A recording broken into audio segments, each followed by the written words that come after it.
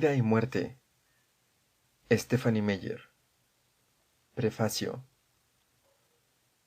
Nunca me había detenido a pensar en cómo iba a morir, aunque me habían sobrado los motivos en los últimos meses, pero no hubiera imaginado algo parecido a esta situación, incluso de haberlo intentado. Contemplé fijamente al otro lado de la gran habitación los oscuros ojos de la cazadora, y ésta me devolvió la mirada, complacida. Al menos, morir en lugar de otra persona, alguien a quien se ama, era una buena forma de acabar, incluso noble. Eso debería contar algo.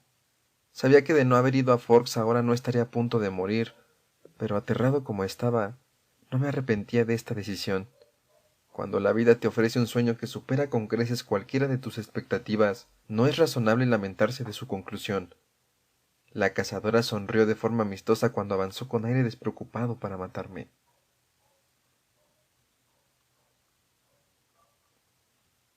Capítulo 1. Primer encuentro. 17 de enero de 2005. Mi madre me llevó al aeropuerto con las ventanillas del coche bajadas. Aunque era enero en el resto del país, en Phoenix la temperatura era de 24 grados y el cielo de un intenso azul. Llevaba mi camiseta favorita, una de los Monty Python, la de las golondrinas y el coco que mi madre me regaló hace 2 navidades. Me quedaba casi pequeña, pero daba igual. Dentro de poco no iba a necesitar camisetas. En la península de Olympic, al noroeste del estado de Washington, existe un pueblecito llamado Forks, cuyo cielo casi siempre permanece encapotado. En esta insignificante localidad llueve más que en cualquier otro sitio de los Estados Unidos. Mi madre se escapó conmigo de aquel lugar y de sus deprimentes tinieblas cuando yo apenas tenía unos meses. Me había visto obligado a pasar allí un mes cada verano hasta que por fin, al cumplir los 14 años, me impuse. Así que en vez de eso, los 3 últimos años Charlie, mi padre, había pasado sus 2 semanas de vacaciones conmigo en California. Y a pesar de ello, ahora de alguna manera me exiliaba a Forks para terminar el instituto.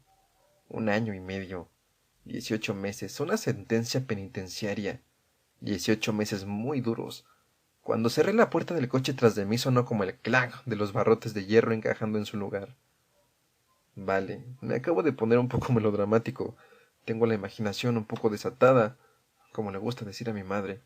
Y, por supuesto, había sido elección mía, un exilio autoimpuesto, lo cual no lo hacía en absoluto más fácil. Adoraba Phoenix, me encantaba el sol, el calor seco y la gran ciudad que se extendía en todas direcciones, y me encantaba vivir con mi madre, donde alguien me necesitaba. No tienes por qué hacerlo, me dijo mamá por enésima vez antes de llegar al control de seguridad del aeropuerto. Mi madre dice que nos parecemos tanto que podría usar la imagen de su cara como espejo para afeitarme. No es del todo cierto, aunque es verdad que no me parezco mucho a mi padre. Mi madre tiene el mentón afilado y los labios carnosos y yo no. Pero sí que tenemos exactamente los mismos ojos. Los suyos son ingenuos, tan grandes y de un azul tan claro, lo que la hace parecer mi hermana más que mi madre. Nos lo dicen constantemente y aunque finge que no, le encanta. En los míos el azul claro parece más ingenuo y más indeciso. Al contemplar aquellos ojos grandes e ingenuos, tan parecidos a los míos, tuve un ataque de pánico. Llevaba toda la vida cuidando de mi madre. Bueno, seguramente hubo una época, probablemente cuando aún llevaba pañales, en la que no tenía que ocuparme de las facturas y el papeleo, de cocinar y de mantener la sensatez, pero ya no me acordaba. ¿Era buena idea dejar que mi madre se las arreglara sola? Durante los meses que había pasado dándole vueltas a la decisión, tenía la sensación de que sí, pero ahora me parecía que era la peor decisión posible. Ahora tenía a Phil, por supuesto, por lo que probablemente se pagarían las facturas, habría comida en el frigorífico y gasolina en el depósito del coche, y podría apelar a él cuando se encontrara perdida, pero aún así... Es que quiero ir, le mentí. Siempre se me ha dado muy mal eso de mentir, pero había dicho esa mentira con tanta frecuencia en los últimos meses que ahora casi sonaba convincente. Saluda a Charlie de mi parte. Sí, lo haré. Te veré pronto, prometió. Puedes regresar a casa cuando quieras. Volveré tan pronto como me necesites. Pero sabía cuánto le costaría hacer aquello. No te preocupes por mí, insistí. Todo irá estupendamente. Te quiero, mamá. Me abrazó con fuerza durante 1 minuto. Luego atravesé el detector de metales y ella se marchó. Para llegar a Forks tenía por delante un vuelo de 4 horas de Phoenix a Seattle, y desde allí a Port Angeles, 1 hora más en avioneta y otra más en coche. No me desagrada volar, pero me preocupaba un poco pasar 1 hora en el coche con Charlie. Lo cierto es que Charlie había llevado bastante decentemente que yo. Parecía realmente complacido de que por primera vez fuera a vivir con él de forma más o menos permanente. Ya me había matriculado en el instituto y me iba a ayudar a comprar un coche. Pero iba a ser incómodo. Ninguno de los dos éramos muy extrovertidos, probablemente algo necesario para vivir con mi madre. Pero aparte de eso, ¿qué nos íbamos a decir? No es que mantuviera mi aversión a Forks en secreto, precisamente. Estaba lloviendo cuando el avión aterrizó en Port Angeles. No lo consideré un presagio, simplemente era inevitable. Ya me había despedido del sol. Charlie me esperaba en la patrulla, lo cual no me extrañó. Para las buenas gentes de Forks, Charlie es el jefe de policía Swan. La principal razón de querer comprarme un coche, a pesar de que no tengo $1, era que me negaba en redondo a que me llevara por todo el pueblo en un coche con luces rojas y azules en el techo. No hay nada que ralentice más la velocidad del tráfico que un poli. Charlie me abrazó torpemente con un solo brazo cuando bajaba a trompicones la escalerilla del avión. «Me alegro de verte, View», dijo con una sonrisa al mismo tiempo que me ayudaba a mantener el equilibrio. Nos dimos una palmadita en el hombro, incómodos, y nos apartamos. «Apenas has cambiado. ¿Cómo está René?» «Mamá está bien. Yo también me alegro de verte, papá». Se suponía que no podía llamarle Charlie a la cara. «¿De verdad te parece bien dejar de vivir con ella?»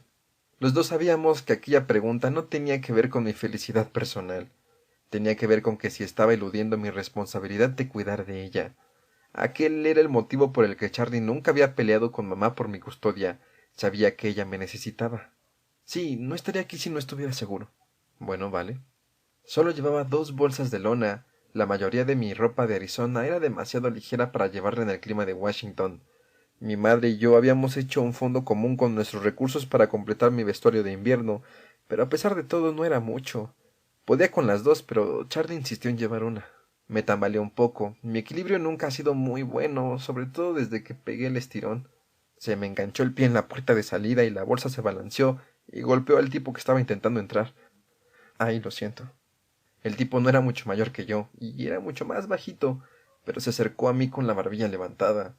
Vi los tatuajes a ambos lados de su cuello. Una mujer también bajita, con el pelo teñido de negro opaco, se me quedó mirando amenazadoramente desde el otro lado del chico. ¿Lo siento?, repitió la mujer, como si de alguna manera mi disculpa hubiera sido ofensiva. Sí. Y entonces la mujer se fijó en Charlie, que iba de uniforme. Charlie no tuvo que decir nada, simplemente miró al tipo, que retrocedió medio paso y de pronto me pareció mucho más joven, y luego a la chica, cuyos labios pintados de pegajoso carmín rojo compusieron un mohín desgustado. Sin decir palabra me rodearon y se dirigieron hacia la minúscula terminal. Charlie y yo nos encogimos de hombros a la vez. Era divertido que tuviéramos los mismos gestos, aunque no hubiéramos pasado demasiado tiempo juntos. Quizá fueran los genes. He localizado un coche perfecto para ti, muy barato, anunció una vez que nos abrochamos los cinturones de seguridad de la patrulla y nos pusimos en camino. ¿Qué tipo de coche? Desconfié de la manera en que había dicho un coche perfecto para ti, en lugar de simplemente un coche perfecto. No, es una camioneta, una Chevy para ser exactos. ¿Dónde la encontraste? ¿Te acuerdas de Bonnie Black, la que vivía en La Push? La Push era una pequeña reserva india situada en la costa. No. Su marido y ella solían venir de pesca con nosotros durante el verano, me explicó. Por eso no me acordaba de ella. Se me da bien olvidar las cosas dolorosas. Ahora está en una silla de ruedas, continuó Charlie cuando no respondí, por lo que no puede conducir y me propuso venderme su camioneta por una ganga. ¿De qué año es? Por la forma en que le cambió la cara supe que era la pregunta que no deseaba oír. Bueno, Bonnie ha realizado muchos arreglos en el motor. En realidad, tampoco tiene tantos años. ¿De verdad pensaba que me iba a rendir tan fácilmente? ¿Cuándo la compró? 1984, creo. ¿Y era nueva entonces? En realidad no. Creo que era nueva a principios de los 60 o a lo mejor finales de los 50. Confesó con timidez. Papá, por favor, no sé nada de coches. No podría arreglarlo si se estropeara y no me puedo permitir pagar un taller. Nada de eso, View. El trasto funciona a las 1000 maravillas. Hoy en día no los fabrican tan buenos. El trasto, repetí en mi foro interno. Al menos tenía posibilidades como apodo. ¿Y qué entiendes por barato? Después de todo, ese era el punto importante. Bueno, hijo, te lo he comprado como regalo de bienvenida. Charlie me miró de reojo con rostro expectante. Vaya, gratis. No tenías que hacerlo, papá. Iba a comprarme un coche. No me importa, quiero que te encuentres a gusto aquí. Charlie mantenía la vista fija en la carretera mientras hablaba. Se sentía incómodo al expresar sus emociones en voz alta. Otra cosa que tenemos en común. Así que también miraba hacia la carretera cuando le respondí. Es genial, papá, gracias. Te lo agradezco de veras. Resultaba innecesario añadir que era imposible estar a gusto en Forks, pero él no tenía por qué sufrir conmigo, y a caballo regalado no le miras el diente ni el motor. Bueno, de nada, eres bienvenido. Masculló avergonzado por mis palabras de agradecimiento. Intercambiamos unos pocos comentarios más sobre el tiempo, que era húmedo, y básicamente esa fue toda la conversación. Miramos a través de las ventanillas. El paisaje debía de ser hermoso. Todo era de color verde, los árboles cubiertos de musgo, tanto los troncos como las ramas. El suelo cubierto de helechos, incluso el aire que se filtraba entre las hojas parecía verde. Era demasiado verde, un planeta alienígena. Finalmente llegamos al hogar de Charlie. Vivía en una casa pequeña de 2 dormitorios que compró con mi madre durante los primeros días de su matrimonio. Esos fueron los únicos días de su matrimonio, los primeros. Allí, aparcada en la calle delante de una casa que nunca cambiaba, estaba mi nueva camioneta. Bueno, nueva para mí. El vehículo era de un rojo desvaído con guardabarros grandes y redondos y una cabina de aspecto bulboso. Y me encantó. No soy el típico chico al que le pirren los coches, así que me sorprendió mi propia reacción. No sabía si funcionaría, pero podía imaginarme al volante. Además, era uno de esos monstruos de hierro sólido que jamás sufren daños. La clase de coches que ves en un accidente de tráfico con la pintura intacta y rodeados de los trozos del coche extranjero que acaban de destrozar. Caramba, papá, es genial. Gracias. El entusiasmo era auténtico. El coche no solo era extrañamente guay, sino que ya no tendría que caminar 3 kilómetros bajo la lluvia hasta el instituto o dejar que el jefe de policía me llevara en la patrulla. Me alegra que te guste, dijo Charlie con voz áspera, nuevamente avergonzado. Subir todas mis cosas hasta el primer piso requería un solo viaje de escaleras arriba. Tenía el dormitorio de la cara oeste, el que daba al patio delantero. Conocía bien la habitación, había sido la mía desde que nací. El suelo de madera, las paredes pintadas de azul claro, el techo a 2 aguas, las cortinas de encaje ya amarillentas flanqueando las ventanas. Todo aquello formaba parte de mi infancia. Los únicos cambios que había introducido Charlie se limitaron a sustituir la cuna por una cama y añadir un escritorio cuando crecí. Encima de este había ahora un ordenador de segunda mano con el cable del módem engrapado al suelo hasta la toma de teléfono más próxima.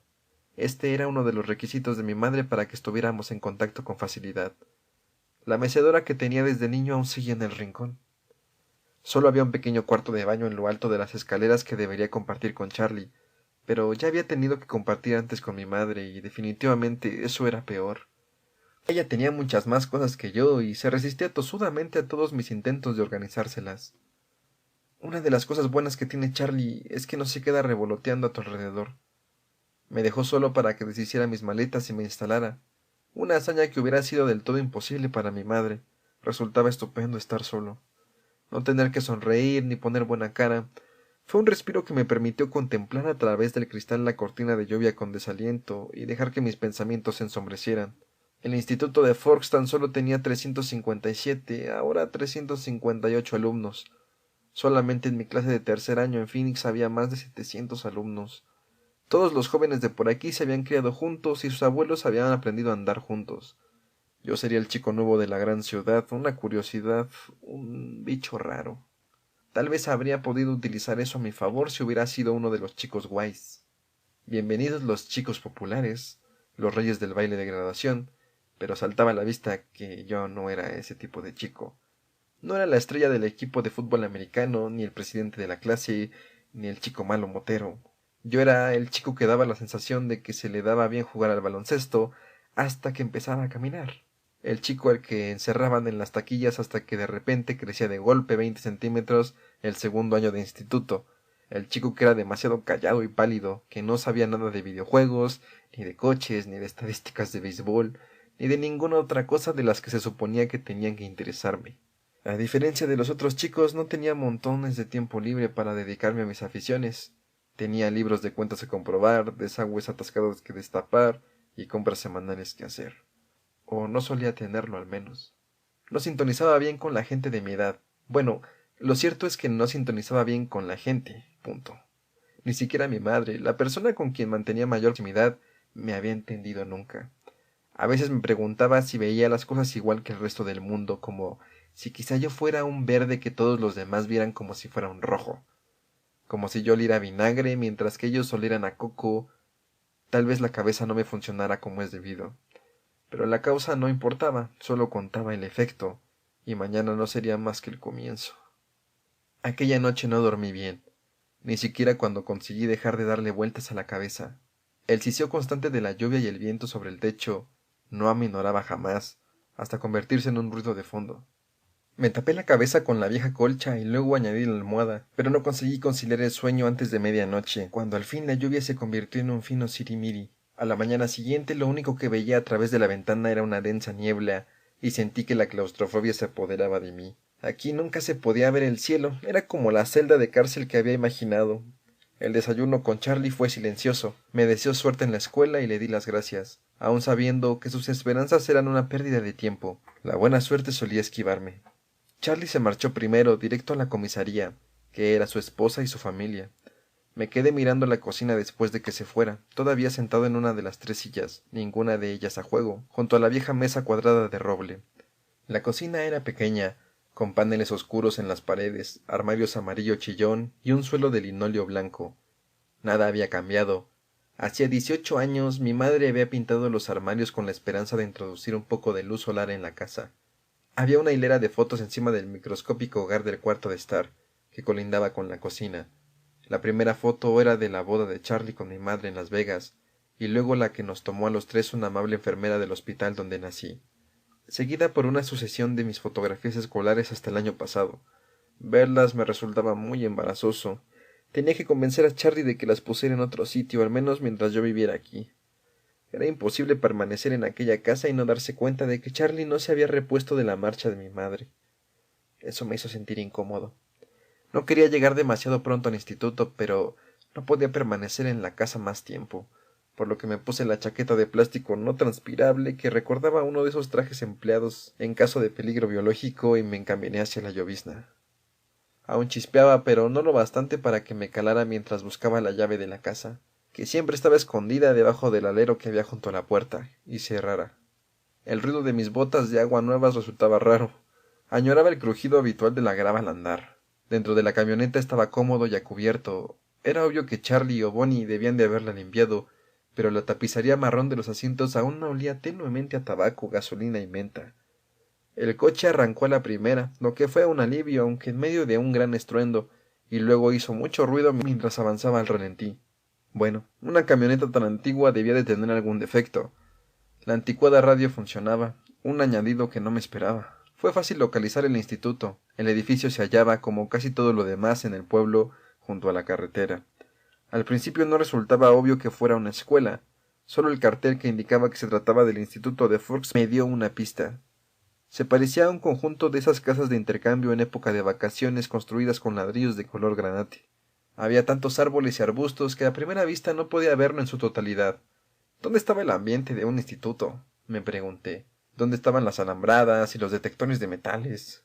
Aparqué frente al primer edificio, encima de cuya entrada había un cartelito que rezaba «Oficina principal». No había otros coches aparcados allí, por lo que estuve seguro de que estaba en zona prohibida. Pero decidí que iba a pedir indicaciones en lugar de dar vueltas bajo la lluvia como un tonto.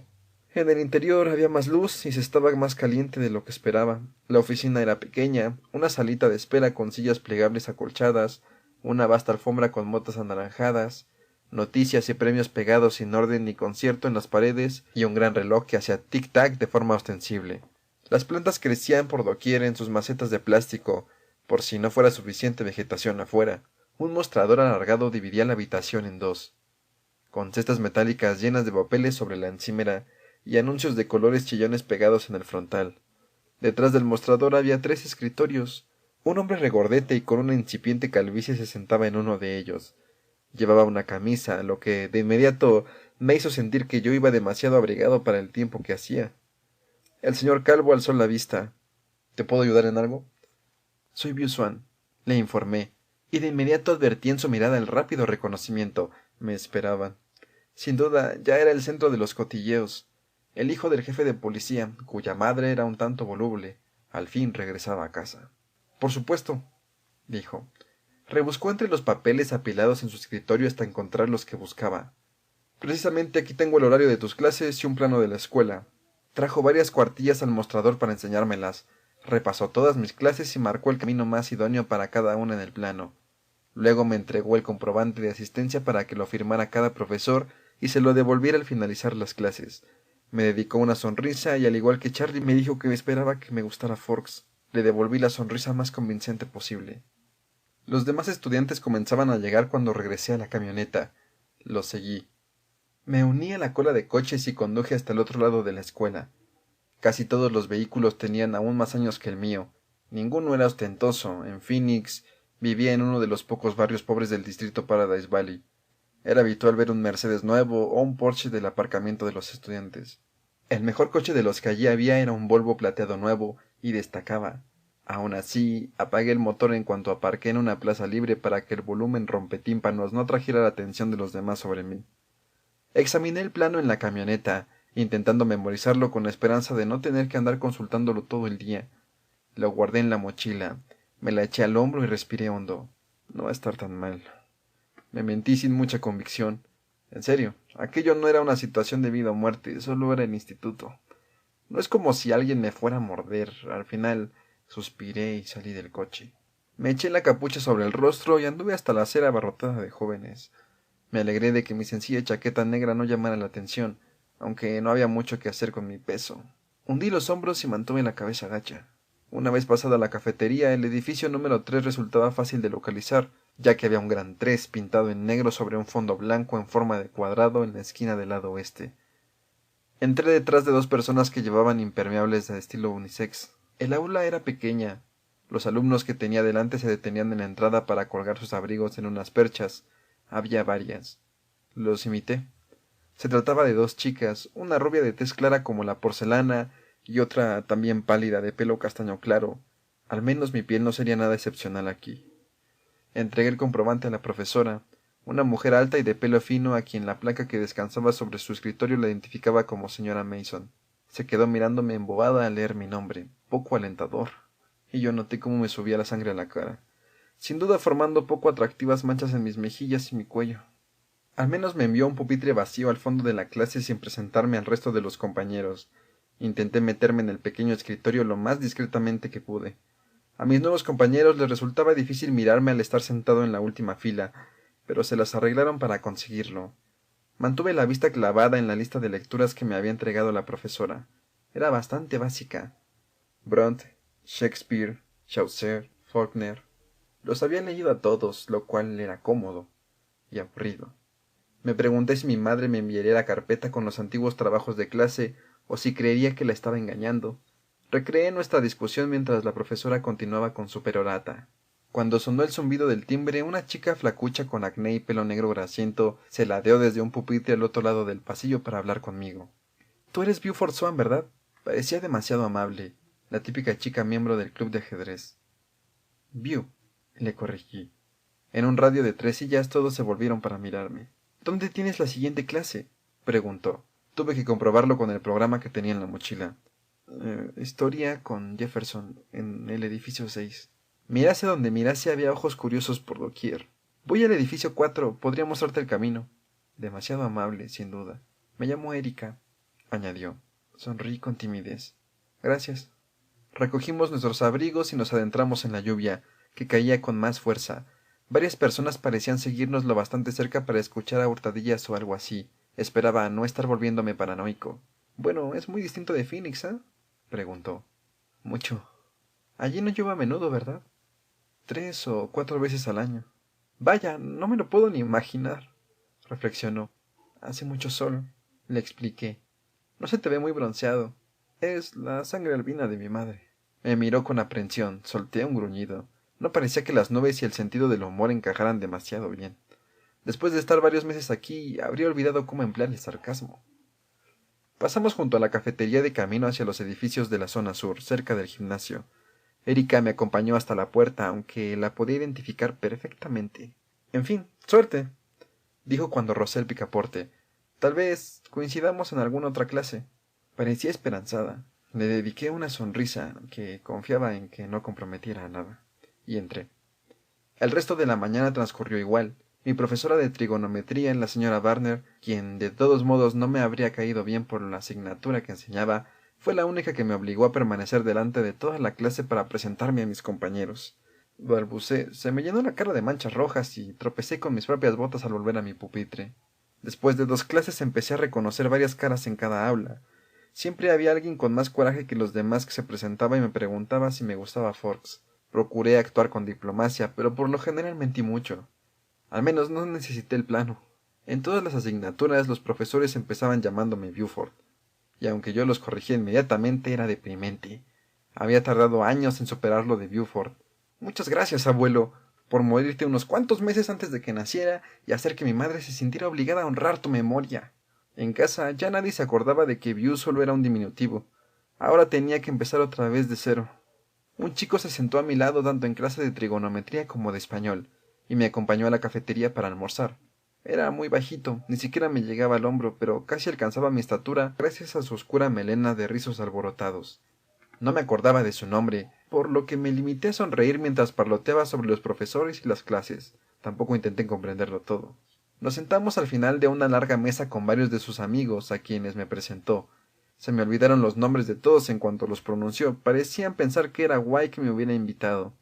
La chica de la clase de lengua y literatura, Erika, me saludó desde el otro lado de la sala y todos se rieron. Ya me había convertido en el hazmerreír del grupo. Probablemente había batido mi propio récord, pero ninguno parecía tener malas intenciones. Y allí estaba, sentado en el comedor, intentando entablar conversación con 7 desconocidos llenos de curiosidad, cuando los vi por primera vez. Estaban sentados en un rincón de la cafetería, en la otra punta de donde yo me encontraba. Eran 5. No conversaban ni comían pese a que todos tenían delante una bandeja de comida. No me miraban de forma estúpida como casi todos los demás, por lo que no había peligro en mirarlos fijamente, pero no fue eso lo que atrajo mi atención. No se parecían lo más mínimo a ningún otro estudiante. Me di cuenta de que una de las 3 chicas era muy alta, e incluso sentada, quizás tan alta como yo, sus piernas parecían no tener fin.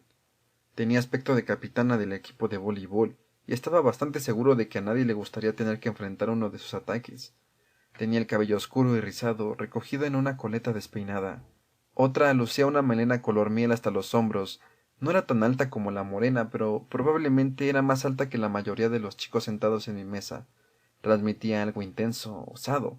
Resultaba un poco raro, pero por algún motivo me recordó a la actriz de una película de acción que había visto unas cuantas semanas atrás y que había liquidado a una docena de tipos usando un machete. Recuerdo haber pensado que aquello no era creíble, que era imposible que aquella actriz se hubiera enfrentado a tantos tipos malos y hubiera ganado. Pero ahora pensaba que sí que hubiera sido verosímil si el personaje lo hubiera interpretado aquella chica. La última era la más bajita, con un pelo a caballo entre el pelirrojo y el castaño, pero distinto a cualquiera de los 2 tonos, con una especie de reflejo mentalizado, tirando al cobre.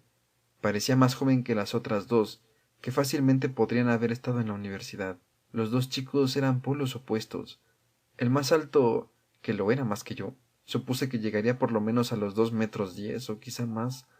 Era claramente la atleta estrella del instituto y el rey del baile de graduación, y el chico que siempre tenía prioridad para usar el aparato que quisiera en la sala de pesas. Llevaba el cabello liso y dorado, recogido en un moño en la nuca, pero el peinado no tenía nada de femenino. De alguna manera le daba un aspecto más viril incluso.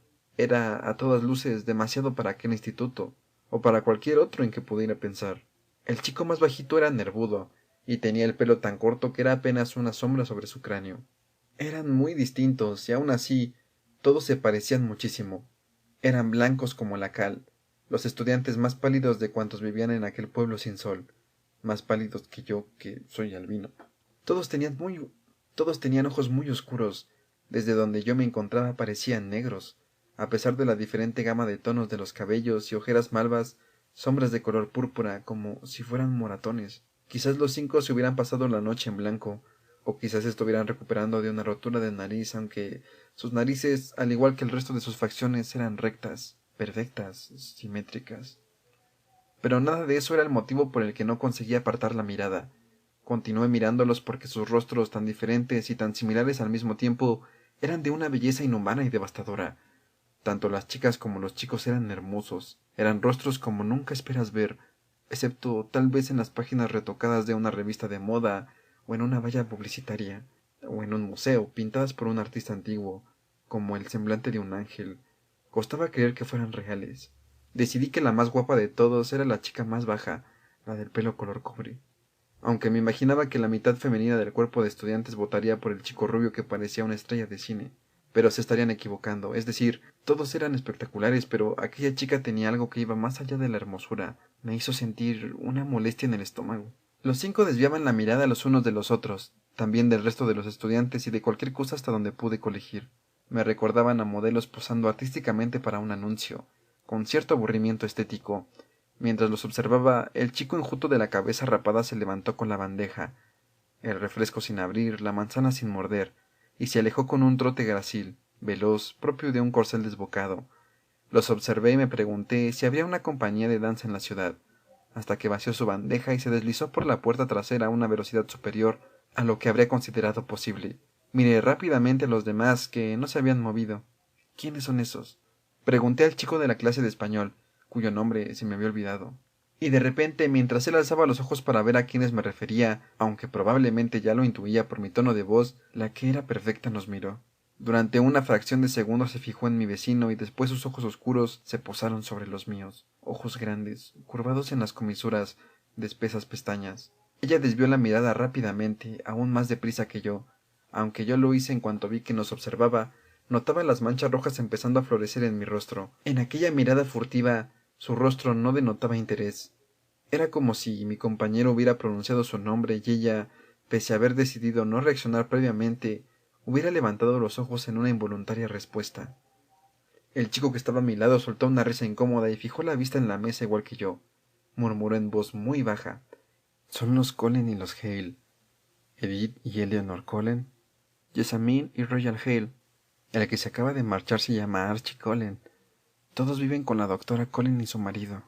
Miré de soslayo a la chica guapa que ahora contemplaba su bandeja mientras desmigajaba una rosquilla con sus largos y níveos dedos. Movía la boca muy deprisa, sin abrir apenas sus carnosos labios. Los otros 3 continuaron con la mirada perdida y aún así seguía pensando que hablaba en voz baja con ellos. Nombres raros, anticuados. Era la clase de nombres que tenían nuestros abuelos, como el mío, pero tal vez estuvieran de moda aquí. Quizá fueran los nombres propios de un pueblo pequeño. Entonces recordé que mi vecino de asiento se llamaba Jeremy, un nombre perfectamente normal. Había 2 chicos con ese nombre en mi clase de historia en Phoenix. Son todos muy guapos. Vaya una manera de quedarse corto. Ya te digo. Jeremy asintió mientras soltaba otra risotada. Pero están juntos. Royal y Eleanor, Archie y Jessamine. Salen juntos, ¿entiendes? Y viven juntos. Rió con malicia y enarcó las cejas con ademán sugerente. No sé por qué, pero su reacción me hizo querer defenderlos. Quizá porque su comentario había sonado muy moralista, pero ¿qué podía decir? No sabía nada de ellos. ¿Quiénes son los Cullen? Pregunté, tratando de cambiar de tono, aunque no de tema. No parecen parientes, bueno, quiero decir, parientes cercanos. Claro que no. La doctora Cullen es muy joven, tendrá 20 y muchos y 30 y pocos. Los Hale, los rubios, son hermanos gemelos, y los Cullen son su familia de acogida. Parecen un poco mayores para ser chicos de acogida. Ahora sí, Royal y Jessamine tienen 18 años, pero han vivido con el señor Cullen desde los 8. Es su tío o algo así. Es muy generoso por parte de los Cullen cuidar de todos esos niños siendo tan jóvenes. Supongo que sí, admitió Jeremy muy a su pesar. Me dio la impresión de que por algún motivo la doctora y su marido no le caían bien. Por las miradas que lanzaba en dirección a sus hijos adoptivos, supuse que eran celos. Aunque tengo entendido que la doctora Cullen no puede tener hijos, agregó luego, como si eso hiciera que su obra fuera digna de menor admiración. Durante toda la conversación No pude apartar la vista de aquella extraña familia por más de unos pocos segundos. Continuaban mirando las paredes y no habían probado bocado. ¿Siempre han vivido en Forks? Pregunté. ¿Cómo podía ser que nunca los hubiera visto en alguna de mis visitas durante las vacaciones de verano? No, se mudaron aquí hace 2 años, vinieron desde algún lugar de Alaska. Experimenté una punzada de compasión y alivio. Compasión porque, a pesar de su belleza, eran extranjeros y resultaba evidente que no se les admitía. Alivio por no ser el único recién llegado y, desde luego, no el más interesante. Una de los Cullen, la chica perfecta, levantó la vista mientras yo los estudiaba y nuestras miradas se encontraron, en esta ocasión con una manifiesta curiosidad. Aparté los ojos inmediatamente y pensé que los suyos brillaban con una expectación sin respuesta. ¿Quién es la chica de pelo cobrizo? Pregunté. Intenté mirar casualmente en esa dirección como si solo estuviera examinando la cafetería. Ella seguía observándome, pero no con la boca abierta, a diferencia del resto de los estudiantes. Tenía una expresión levemente contrariada que no terminé de entender. Volví a desviar la vista. Se llama Edith. Está buenísima, por supuesto, pero no pierdas el tiempo con ella, no sale con nadie. Quizá ninguno de los chicos del instituto le parece lo bastante atractivo. Dijo amargamente y luego gruñó. Me pregunté cuándo lo habría rechazado. Apreté los labios para ocultar una sonrisa. Entonces la miré de nuevo. Había vuelto el rostro, pero me pareció ver estirada la piel de sus mejillas como si también estuviera sonriendo. Los 4 abandonaron la mesa al mismo tiempo. Escasos minutos después, todos se movían con enorme elegancia, incluso el rubio rey del baile de graduación. Verlos moverse juntos era extraño. Edith no me miró de nuevo. Permanecí en la mesa con Jeremy y sus amigos más tiempo del que me hubiera quedado de haber estado solo. No quería llegar tarde a mis clases el primer día. Uno de mis nuevos amigos, que me recordó educadamente que se llamaba Allen, tenía como yo clase de segundo de biología la hora siguiente. Nos dirigimos juntos al aula en silencio. También era tímido. Nada más entrar en clase, Allen fue a sentarse a una mesa con 2 sillas y un tablero de laboratorio con la parte superior de color negro, exactamente igual al que estaba acostumbrado en casa. Ya compartía la mesa con otro estudiante. De hecho, todas las mesas estaban ocupadas, salvo una. Reconocí a Edith Cullen, que estaba sentada cerca del pasillo central junto a la única silla vacante, por su cabello cobrizo. El corazón me empezó a latir un poco más rápido de lo habitual. La miré de forma furtiva mientras avanzaba por el pasillo para hacer las presentaciones necesarias con la profesora y que ésta me firmara el comprobante de asistencia. Entonces, justo cuando yo pasaba, se puso rígida en la silla. Su rostro se contrajo en una mueca al mirar en mi dirección, en una expresión muy extraña. Era algo que iba más allá de la ira, era furia, hostilidad. Yo aparté la vista sorprendido y me sonrojé otra vez.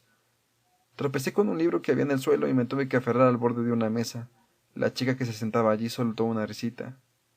Tenía razón sobre sus ojos, los tenía negros, negros como carbón.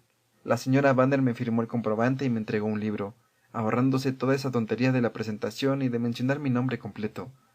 Supe que íbamos a caernos bien, por supuesto, no le quedaba otro remedio que mandarme a la única silla vacante en el centro del aula. Mantuve la mirada fija en el suelo mientras iba a sentarme junto a ella, ya que la hostilidad de su mirada aún me tenía aturdido. No alcé la vista cuando deposité el libro sobre la mesa y me senté, pero la vi cambiar de postura al mirar de reojo. Se inclinó en la dirección opuesta, sentándose al borde de la silla. Apartó el rostro como si algo apestara. Olfaté con disimulo. La camiseta me olía a detergente de lavandería. ¿Cómo podía resultar ofensivo? Aparté mi silla hacia la derecha, dejándole la mayor cantidad de espacio posible, e intenté prestar atención a la profesora. La clase versó sobre la anatomía celular, un tema que ya había estudiado. De todos modos, tomé apuntes con cuidado, sin apartar la vista del cuaderno. No me podía controlar, y de vez en cuando echaba una miradita a la extraña chica que tenía a mi lado. Esta no relajó aquella postura embarada, sentada al borde de la silla, lo más lejos posible de mí, y con la melena ocultándole la mayor parte de la cara, durante toda la clase. La mano izquierda, crispada en un puño, descansaba sobre el muslo. Se había remangado la camiseta blanca hasta los codos. Debajo de su piel clara podía verle el antebrazo, sorprendentemente duro y musculoso. No pude evitar fijarme en lo perfecta que tenía la piel. Ni una peca, ni una sola cicatriz. La lección parecía prolongarse mucho más que las otras. Se debía a que las clases estaban a punto de acabar, o porque estaba esperando a que abriera el puño que cerraba con tanta fuerza. No lo abrió. Continuó sentada tan inmóvil que parecía no respirar. ¿Y qué le pasaba? ¿Se comportaba de esta forma habitualmente? Cuestioné mi opinión sobre las críticas de Jeremy durante el almuerzo. Quizá no era tan resentido como había pensado. No podía tener nada que ver conmigo, no me conocía de nada. La señora Banner devolvió unos cuantos exámenes cuando la clase estaba a punto de acabar. Me tendió uno para que se lo pasara a la chica. Me fijé inmediatamente en que en el encabezamiento figuraba un 100% de resultados correctos, y en que yo había estado deletreando mal su nombre mentalmente. Se llamaba Edith, no Edith. Nunca lo había visto escrito de aquella manera, pero la verdad es que le quedaba mejor. Me atreví a mirar la hurtadillas una vez más y lo lamenté. Me estaba mirando otra vez con esos grandes ojos negros suyos llenos de repugnancia. Mientras me apartaba de ella, cruzó por mi mente una frase. Si las miradas matasen. El timbre sonó en ese momento. Yo di un salto al oírlo. Se movía como una bailarina, cada una de las perfectas líneas de su esbelto cuerpo en armonía con las demás, de espaldas a mí, y cruzó la puerta del aula antes de que nadie se hubiera levantado de su silla. Me quedé petrificado en la silla, contemplando con la mirada perdida cómo se iba. Era realmente violento. Empecé a recoger los bártulos muy despacio mientras intentaba reprimir la confusión y la culpa que me embargaban.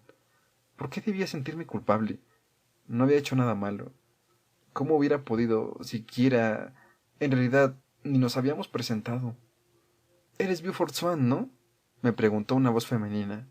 Al alzar la vista me encontré con una chica guapa de rostro aniñado y pelo rubio cuidadosamente planchado en una clara cortina. Me dirigió una sonrisa amable. Obviamente, no parecía creer que yo oliera mal.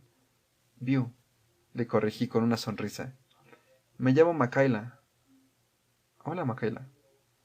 «¿Necesitas que te ayude a encontrar la siguiente clase?» «Voy al gimnasio y creo que lo puedo encontrar. Es también mi siguiente clase».